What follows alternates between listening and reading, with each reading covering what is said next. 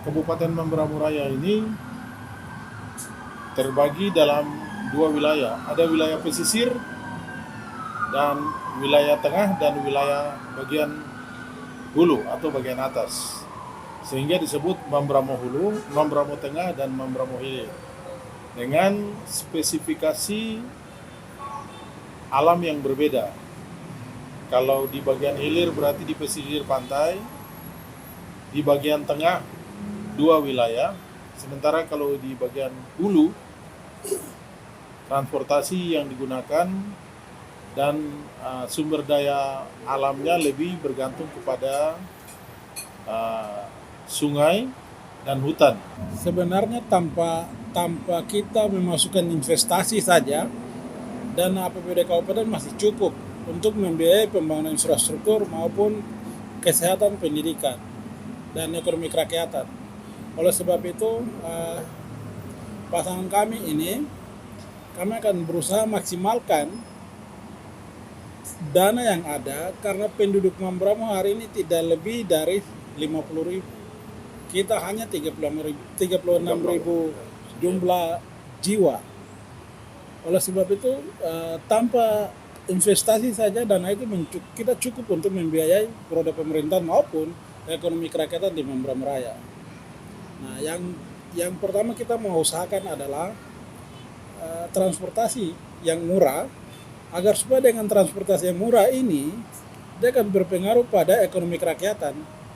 Karena ada dari satu distrik ke distrik yang lain, atau satu distrik ke ibu kota kabupaten, itu membutuhkan akses yang murah. Dengan sendirinya ekonomi kerakyatan, hasil-hasil alam itu kita bisa jual ke kabupaten maupun ke luar Kabupaten Mamberamo Raya. Oleh sebab itu kita lebih menekankan kepada ekonomi kerakyatan. Kemudian akses transportasi di bidang kesehatan perlu kita utamakan. Dengan akses yang murah, kesehatan bisa terjangkau. Dengan akses yang murah, guru-guru bisa ada di tempat-tempat tugas. Kalau menurut saya, apa yang disampaikan oleh wakil memang betul. Tidak terlepas dari kebutuhan akan bahan bakar BBM. Karena memang kita semua tahu bahwa pemerintah telah mencanangkan BBM satu harga. Memang betul, harga yang berlaku di Jakarta itu berlaku juga di Papua. Tetapi tidak untuk di Kabupaten Mamberamo Raya. Kenapa? Daya jangkau untuk ke kabupaten ini agak sulit. Oleh sebab itu, BBM satu harga itu biasanya hanya berlaku dalam hitungan jam. Ketika kapal yang mengantar BBM itu tiba, mungkin tiba jam 2 siang, itu dia berlaku jam 2 siang sampai jam 7 malam. Besok dia udah berubah. Ya. Dari 12.000 itu besoknya dia udah 20.000, dan selanjutnya bahkan sampai kalau memang sampai BBM itu sulit didapat, bisa 1 liter itu 100.000. Tapi masyarakat tidak pernah mengeluh. Kenapa? Karena itu barang dibutuhkan. Jadi apapun harganya, berapapun harganya, yang penting pemerintah bisa sediakan. Nah, oleh sebab itu, kalau kami jadi bupati dan wakil bupati pasangan yang terpilih, kami mau supaya pemerintah perhatikan subsidi BBM ini, agar harga bisa ditekan, masyarakat dengan mudah memperoleh akses untuk mendapatkan BBM, sehingga dengan demikian transportasi sungai atau transportasi laut yang menggunakan BBM ini bisa tercover dengan baik, ya. Dan harus diatur pensuplaiannya, artinya untuk mendistribusikan BBM ini harus diatur. Sementara di wilayah hulu dan Rosayer dan tengah, kita upayakan di perikanan dan pertanian. Nah, perikanan adalah kalau bisa kita siapkan kustoris di beberapa titik, agar supaya ikan itu masyarakat kita, pemerintah siapkan uang melalui dinas terkait atau dinas perindak, beli langsung di lapangan, kita simpan di kustoris, dan kalau bisa ikan itu kita bawa di pemerintah, dan pemerintah cari pasaran untuk jual keluar atau cari investor. Sementara kita di Papua, khusus Kabupaten Mamberamo Raya, mendapatkan beras saja itu susah. Sehingga masyarakat sudah terbiasa dengan mengkonsumsi hasil kebun seperti singkong, ubi jalar, dan juga pisang, dan yang paling utama adalah sagu. Karena wilayah pesisir sungai Mambramo itu, dari Mambramo bagian tengah sampai ke Mambramo hilir, itu sebagian besar terdiri dari pepohonan sagu yang bukan ditanam, itu sagu tumbuh sendiri. Oleh sebab itu masyarakat tidak terlalu terpengaruh dengan ketahanan pangan. Cuma di sini kita lihat ada nilai gizi yang harus dikembangkan. Oleh sebab itu di Kabupaten Mambramo Raya justru terbalik. Kenapa?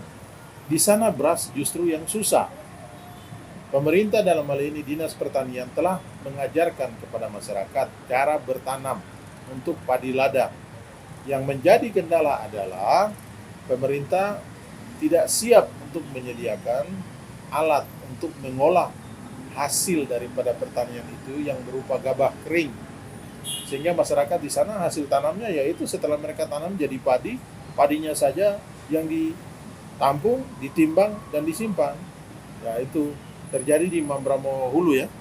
Di Mambramo Hulu seperti begitu. Ada di beberapa tempat yang memang cocok untuk ditanami padi ladang karena hasilnya sangat memuaskan. Cuma keterbatasan daripada alat untuk mengolah menjadi beras. Sehingga masyarakat ya setelah tanam, setelah dipanen ya gabahnya aja disimpan. Dan tidak ada pengawasan atau pembinaan yang berkelanjutan seperti dinas terkait memberikan PPL, petugas lapangan yang membimbing masyarakat, mengajarkan kepada masyarakat cara mengolah selanjutnya. Kita diberikan kepercayaan dan terpilih untuk memimpin kabupaten ini. Yang pertama adalah saya sebutkan tadi, kita tingkatkan bidang kesehatan. Setelah itu kita tingkatkan pendidikan. Kemudian kita tingkatkan ekonomi masyarakat dan kesejahteraan daripada ASN. Kenapa? ASN ini ujung tombak dari maju tidaknya kabupaten. Manakala mereka ini dijamin akan kebutuhannya, baik hak-hak mereka, baik gaji, tunjangan, perumahan, transportasi, dan lain-lain, tentunya mereka tidak akan berpikir untuk tidak kerja dengan baik, atau mereka keluar daerah, atau mereka tidak masuk kerja. Tentunya mereka akan fokus. Tapi ketika mereka tidak tersedia pelayanan mereka dengan baik, tentunya mereka akan kesana kemari pemikirannya, dan mereka tidak akan betah di kabupaten ini. Mereka akan keluar kesana kemari, nanti begitu mau akhir bulan baru mereka ada. Ya. Kemudian yang dari saya, untuk meningkatkan ketahanan ekonomi masyarakat, bukan ketahanan pangan, ekonomi masyarakat yang penting. Contohnya, saat ini ubi mereka hanya pergunakan dikonsumsi langsung. Bagaimana supaya itu bisa meningkatkan ekonomi masyarakat? Mereka olah itu menjadi keripik, menjadi kue, kemudian dapat dijual dan mereka dapat uang untuk mereka bisa beli beras dan kebutuhan 9 bahan pokok lainnya. Harapan kami, kalau kami dipilih oleh masyarakat dan terpilih sebagai Bupati dan Wakil Bupati Mambramo Raya, yang kami utamakan adalah SDM, pembangunan infrastruktur, kemudian terutama akses transportasi. Kemudian terkait dengan bantuan studi, kami akan tertibkan, karena selama ini bantuan studi di Mambramo Raya masih dikelola sana sini. Di tahun ini dikelola oleh dinas ini, di tahun yang berikut dikelola oleh dinas ini. Kita akan berusaha untuk memaksimalkan bantuan pendidikan bagi orang asli Mambramo maupun yang datang tinggal, orang tuanya bekerja di Mambramo. Kita akan kasih bantuan studi, dan kita juga berusaha siapkan beasiswa, karena perbedaan antara beasiswa dan bantuan studi berbeda. Sementara yang bisa diterima oleh teman-teman kita, adik-adik kita yang dari Mambramo itu adalah bantuan studi. Kita maksimalkan. Kalau yang sudah terlanjur, dia sudah lebih dari 14 semester, kita akan kasih putus. agar supaya teman-teman lain di belakang ini yang harus mendapatkan bagian itu untuk fokus pada pendidikan tinggi. Merangkul pihak gereja, merangkul pihak adat untuk kita bersama-sama membangun Mambramo Raya dengan satu hati, satu tindakan, dan satu gerakan. Harapan dan berkat untuk Mambramo Raya.